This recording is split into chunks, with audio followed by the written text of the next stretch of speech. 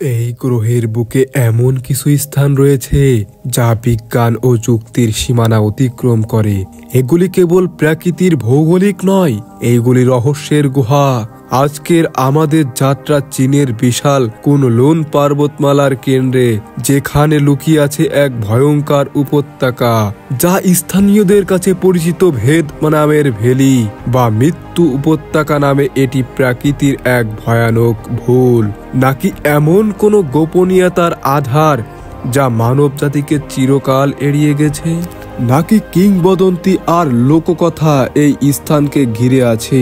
পার্শ্ববর্তী এলাকার লোকেরা বলে এখানে পা রাখলে জীবিত ফেরা অসম্ভব। তাছাড়া এই স্থানে প্রচন্ড বজ্রপাত ও আশঙ্কাজনক মৃত্যু এবং অস্বাভাবিক চৌম্বক ক্ষেত্র এই স্থান এবং অঞ্চলকে সাধারণ মানচিত্র থেকে মুছে দিয়েছে। স্থানীয় রাখালরাও দূর থেকেও এই উপত্যকাকে এড়িয়ে চলেন। কেন এই স্থান এত বিপজ্জনক?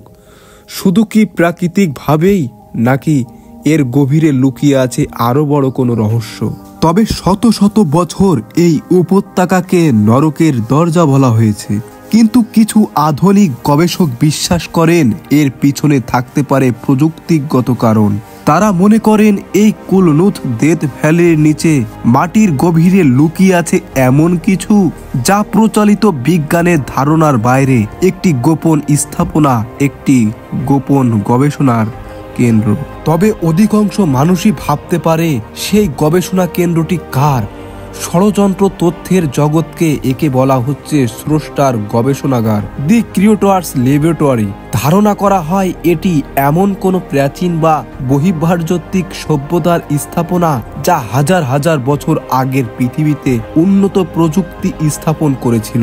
এটি এমন কোনো নিষিদ্ধ অঞ্চল যেখানে পৃথিবী উৎপত্তির রহস্য বা বিলুপ্ত সভ্যতার জ্ঞান সুরক্ষিত আছে। কি হতো যদি সেই জ্ঞান আবার উন্মোচিত হয়? কি হতো যদি আমরা খুঁজে পেতাম যে মানবজাতি যতটা স্বাধীনভাবে তার চেয়েও বেশি নিয়ন্ত্রিত?